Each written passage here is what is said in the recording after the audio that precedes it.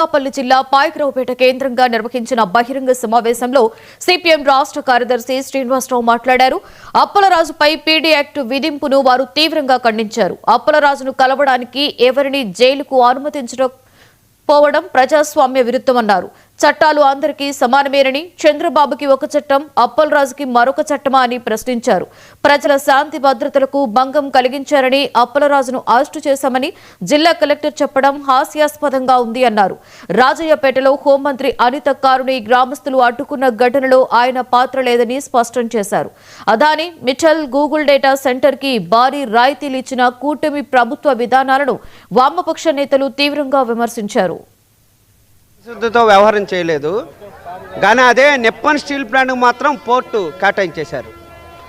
ఎందుకు ఇదంతా జరుగుతుంది?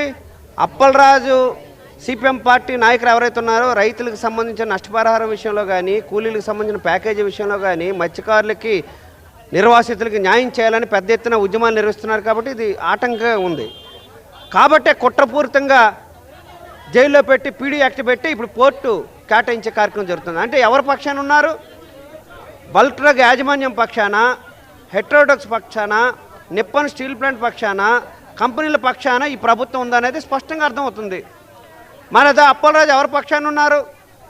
రైతుల తరఫున ఉన్నారు, మత్స్యకారుల తరఫున ఉన్నారు, అలాగే కూలీల తరఫున ఉన్నారు అనేది స్పష్టంగా అర్థమవుతుంది. అంటే ఒకరిని జైల్లో పెట్టి మిగతా వాళ్ళందరినీ భయపెట్టే కార్యక్రమం జరుగుతుంది. సరైనది కాదు. సుప్రీంకోర్టు స్పష్టంగా చెప్పింది. పీడీ యాక్ట్ ఎవరికి పెట్టాలనేది కూడా చట్టం చెప్తుంది. మాదక ద్రవ్యాలు ఎవరైతే సప్లై చేస్తున్న వాళ్ళకి, ఇసుక మాఫియాకి, భూ మాఫియాకి, అట్లాగే వైట్ కాలరు నేరాలకి ఎవరైతే పాల్పడతారో వాళ్ళకి పెట్టాలి పీడీ యాక్ట్ అని. వాళ్ళంతా బయట ఉన్నారు.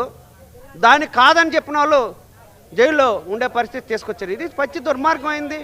ఈ ప్రాంతం అభివృద్ధి జరగాలని రాజును జైల్లో పెట్టినా ఆయన విడుదల కోసం మేము ఉద్యమాలు చేస్తూనే ఇక్కడ అక్రమ భూ కేటాయింపుల్ని, ఈ రకమైన బలంతో భూసేకరణ ఖచ్చితంగా ఆపు చేస్తాం, వ్యతిరేకిస్తాం, పోరాడతాం, ప్రజల తరఫున నిలబడతాం. ఇది ప్రజల ఆస్తి, ప్రజల భూములకు మేము భరోసా ఇస్తున్నామని ముఖ్యమంత్రి చెబుతూ, రెండో వైపున రైతులకి ఇష్టం లేకపోయినా, వాళ్ళు ఒప్పుకోకపోయినా బలవంతంగా భూములు లాగేసుకుంటున్నారు. ఇది చెప్పే మాటలకి చేస్తున్న పనికి తేడా ఉంది. లోకేష్ బాబాయ్ 99 పైసలకు ఇస్తాం, మీరెవరు అడగటానికి అంటున్నాడు. ఇది వాళ్ళ సొంత సొత్తు కాదు, దానం చేసుకోవటానికి. వాళ్ళ సొత్తు అయితే అంతైనా దానం చేసుకోమనండి. ఇది ప్రజల సొత్తు, మీకు ఎవరు ఇచ్చారు ఈ అధికారం? అందుకని ఈ రకంగా అక్రమంగా భూ కేటాయింపులు మాత్రం మేము ఖచ్చితంగా ప్రతిఘటించి తీరుతాం. మీరు ప్రభుత్వం నిర్బంధాలు వచ్చినా మాత్రం ఇది ఆగదు. పోలీసు వారు కూడా చెబుతుంది ఏంటంటే, మీరు చట్టాలని కాపాడండి, చట్టాలకు అనుగుణంగా ఒప్పుకోండి. అధికార పార్టీ నాయకులకి అడుగులు మడుగులు తెప్పలు వ్యవహరిస్తే గత